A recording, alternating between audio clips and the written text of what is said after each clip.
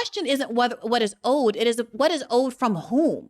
And why is it that Europe gets to offload its own responsibilities? The Jewish state wasn't in Poland. I bet you a whole lot of people who had been chased out of their lands and put into concentration camps would have loved to feel safe in a land where they spoke the language and they had their own community and they had their own belongings and the like.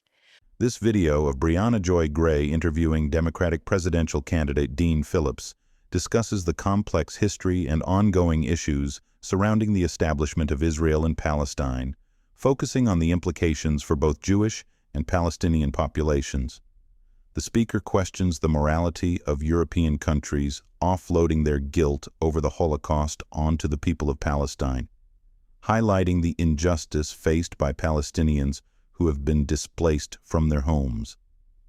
Additionally, the conversation delves into the need for compassion, decency, and a reevaluation of solutions such as a one-state solution.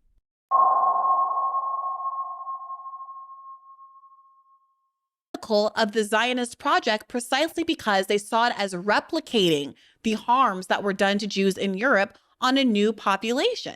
And that never again was supposed to mean never again for anyone.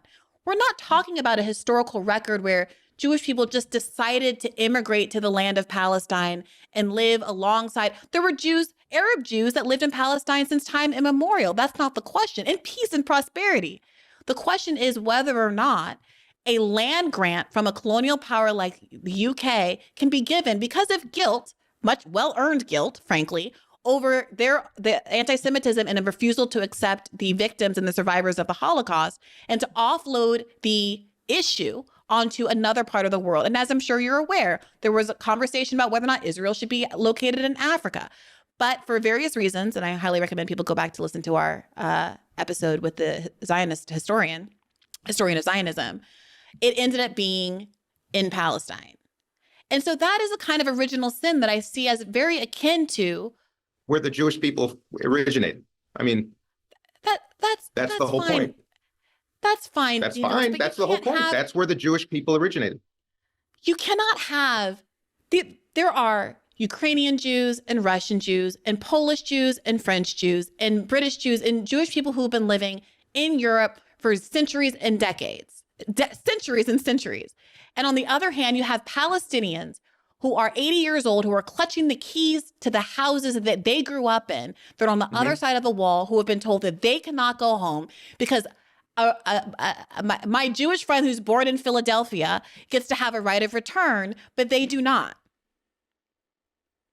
Like that is the injustice that we're talking about here. If we're talking about moral weight and what was deserved after the Holocaust, you have my utmost sympathy. You have my utmost empathy.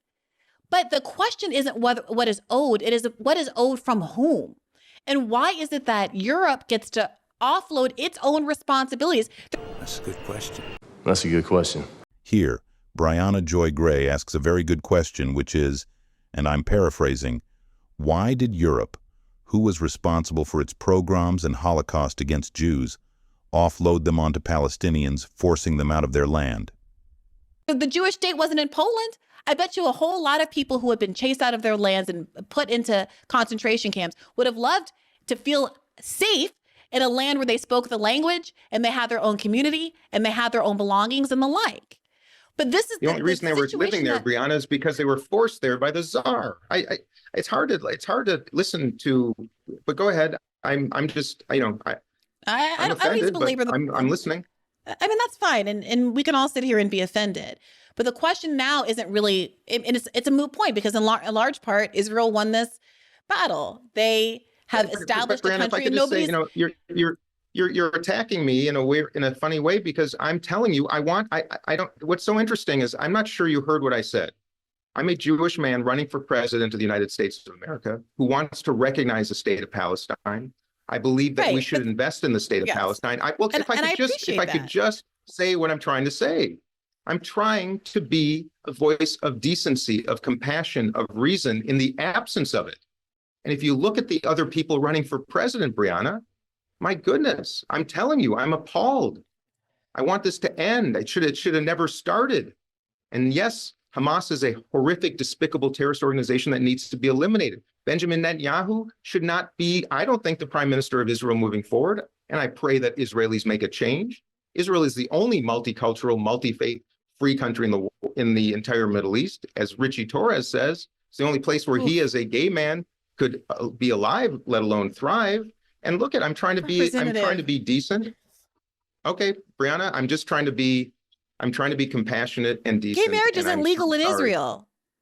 I'm sorry? Gay marriage is not legal in Israel. And interfaith marriage is not legal in Israel. People have to fly to Cyprus to get married if you want to marry a Christian or a Muslim or anybody else. I mean, like, let's just be honest about what we're doing here. Entire Middle East. Okay. I'm Clearly, Dean is bothered and wants to dart out of the interview by any means necessary. Another one bites the dust. I mean, let's just the question. The reason we're circling around. I appreciate that. Frankly, yes, you are. I think closer to my politics than Joe Biden for sure. And that's what we're talking about in the Democratic primary. Briahna, I would love to continue the conversation. I was just notified actually that something serious just happened. I've got to. Okay, I'm sorry. I'll let you go, but I just do want to get this out. My question was about why you don't support a one-state solution. That's why we're here, because the reality is that the elected officials. First of all, I seriously have to go. Let me tell you this. I would love to have this conversation because I like to learn. And I like to understand your perspective on it. I'd like to listen to others too. I'm not so hardened in my heart on anything that thoughtful perspectives from other people can't change my mind. I'd like to listen and learn to you. I have my own opinions. I did not mean to be antagonistic at all. In fact, I'm suffering like a lot of people right now. And by the way, I want to honor yours. Yeah.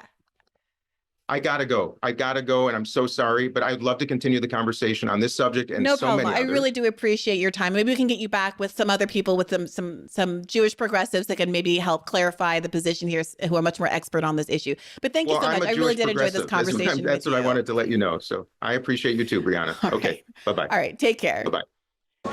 Hey, Billy, why you leaving so soon?